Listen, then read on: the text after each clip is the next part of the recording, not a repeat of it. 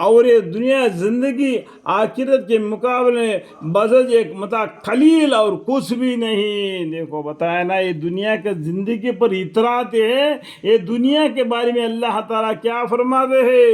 وَمَا الْحَيَاةُ الدُّنْيَا فِي الْآخِرَةِ إِلَّا مَتَاعٌ. اور یہ دنیا زندگی آخرت کے مقابل میں بجز ایک متاع قلیل کے اور کچھ بھی نہیں ہے. اور یہ کافی لوگ کہتے ہیں کہ ان پر ہماری فرمائش معجم میں سے کوئی معجزہ ان کے رب کی طرف سے کیوں نہیں نازل کیا گیا. اور یہ کافی لوگ کہتے ہیں کہ ان پر ہماری فرمائش معجم میں سے کوئی معجزہ ان کے رب کی طرف سے کیوں نہیں نازل کیا گیا. بولتے یہ معجزہ ہے، وہ معجزہ ہے، وہ یہ اپنا من مانی سے جو دل لگی بناتے ہیں.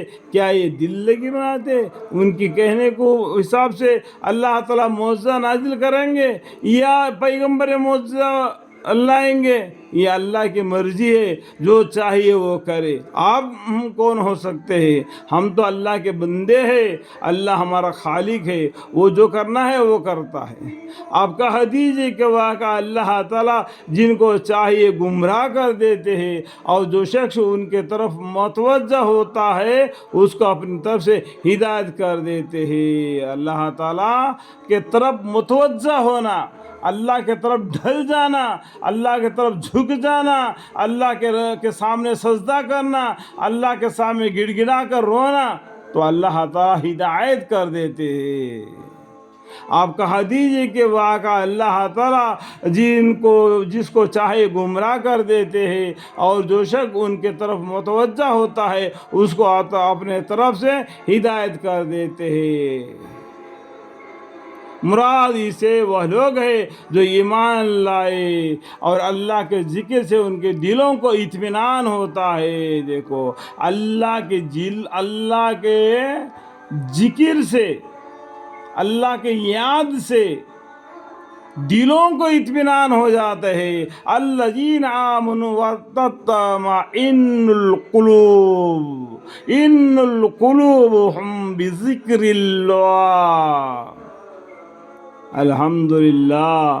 مراد سے وہ لوگ ہیں جو ایمان لائے اور اللہ کے ذکر سے ان کے دلوں کو اطمینان ہوتا ہے. جو خوب سمجھ لو کہ اللہ کے ذکر سے دلوں کو اطمینان ہوتا ہے. خوب سمجھ لو، خوب سمجھ لو. اللہ کے ذکر سے دلوں کو اطمینان ہوتا ہے. یہ دنیا کی کمائی سے نہیں، اللہ کے ذکر سے.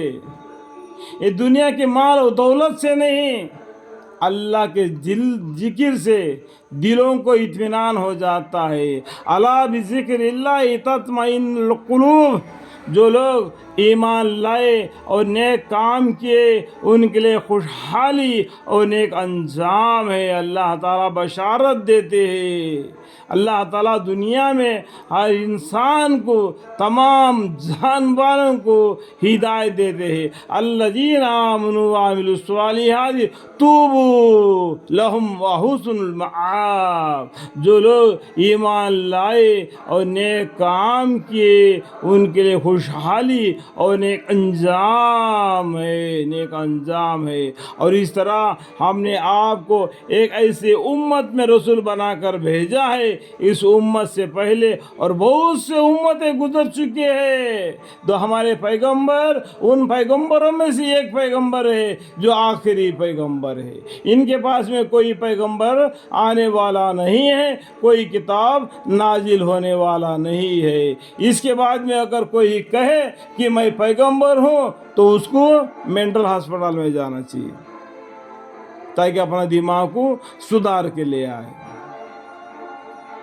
كذلك أرسلناك في أمة قد خلت من قبلها لتتلو عليهم الذي أوحينا إليك وهم يكفرون بالرحمن قل هو ربي لا إله إلا هو عليه توكلت وإليه متاب. اور اسی طرح ہم نے آپ کو ایک ایسی امت میں رسول بنا کر بھیجا भेजा है कि उस उम्मत से पहले बहुत से उम्मतें गुजरे हैं, बहुत से उम्मतें गुजरे हैं, बहुत से रसूल आए, चंदे रसूलों के बारे में, चंदे किताबों के बारे में कुरान में जिक्र है। लेकिन इस कुरान तमाम पैगंबरों की तमाम किताबों के तस्दीक करता है।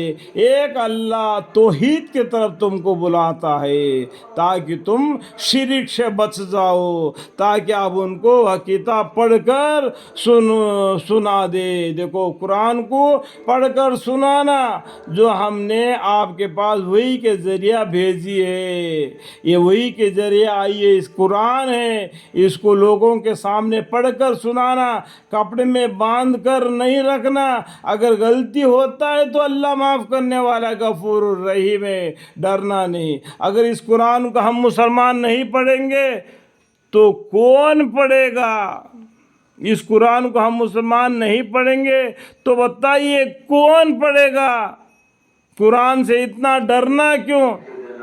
अगर गलती हो भी गया तो माफ़ करने वाला गफूर रहीम है। अल्लाह से माफ़ी की दरख्वास्त करो, अल्लाह माफ़ करने वाला है, अल्लाह माफ़ करने वाला गफूर रहीम।